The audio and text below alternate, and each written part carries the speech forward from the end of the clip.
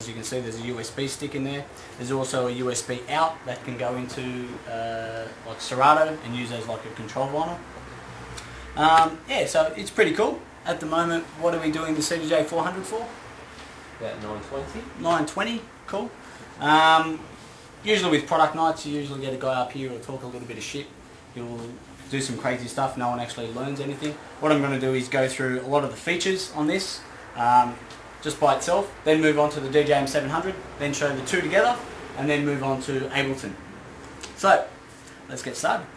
CDJ-400, main advantage that this guy has over something like the CDJ-200 is the scratch splatter. So, let's press play here. You can press vinyl mode, just like a CDJ-800 or a CDJ-1000. It has a roll effect, which works like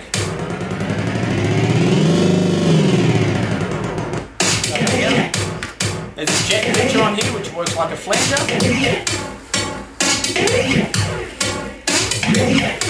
You just always use the platter for the effect. So you pick the effect and then you just use the platter for it. You go into a wah, which is like a high pass or a low pass filter. Like that. The other cool thing that the CDJ-400 has is the capabilities of doing automatic loops. So if you have a look on here, I don't know if you can see it on the screen. If you guys want to come up and actually have a look at it, there's a loop increment of going in, there's a loop increment of going out. If you're never always on the money trying to get the in and out, you can always go into beat loop here. If you press either the minus or the plus, it'll loop 1 bar, so it'll just take 4 beats. So we'll just do that now. See it on there? It'll just keep looping that part there. The cool thing about it, you can change the increments of it.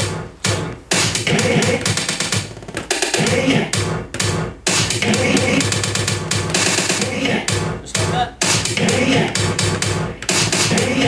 Now the cool thing about the CDJ-400, which I haven't seen on any other effects unit or players, usually it goes in increments of halves. So you'll have a half, you'll have a quarter, you'll have a half, you'll have 3/4, it goes up. This goes in increments of 1/8.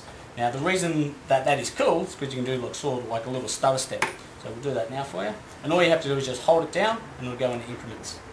So let's go.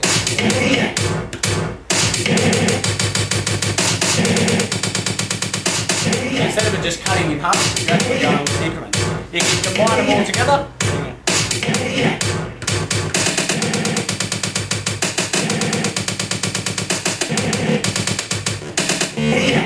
Get some really good stuff. Right. Now, with the USB stick, you can have any type of USB device. You can have a USB key, just like that. You can have an external hard drive, you can have your iPod, you can have your whole Mac. Whatever is a USB device, it'll read. The cool thing about that is it won't actually just play the track. You can use all the effects that the CDJ-400 has by using just the USB key. And all you have to do is assign it from CD. You press the button USB, like that. It's going to read the track. There's only one track on there. I made it nice and easy. Right. Put it in there like that. Now that's just playing off the USB key. You can still do all your vinyl manipulations. You can do all your real-time cues. All your effects.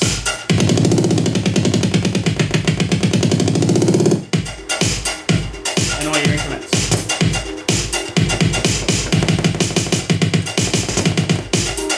And reverse. Which is pretty cool. So you can have a track on your iPod, spin it in reverse if you want to, you can scratch it with it, you can do anything you like. So theoretically you could have your CDJ-400 there, your iPod, and just mix. It's pretty mad. The other cool thing about the CDJ-400 has the USB out on the back here. Where is it there? Just at the top there. You can plug that into a digital DJ called Scratch Serato and use this as a control record. So if you look over here, this is Serato. They use these coded records to play it all. Usually it goes into a little control box and then reads off the control records. You could use this as your control record. Pretty cool. Yet again, everything straight off your hard drive. So the CDJ-400, it's incorporating normal CD DJing as well as digital DJing. So they're really progressing in that style there.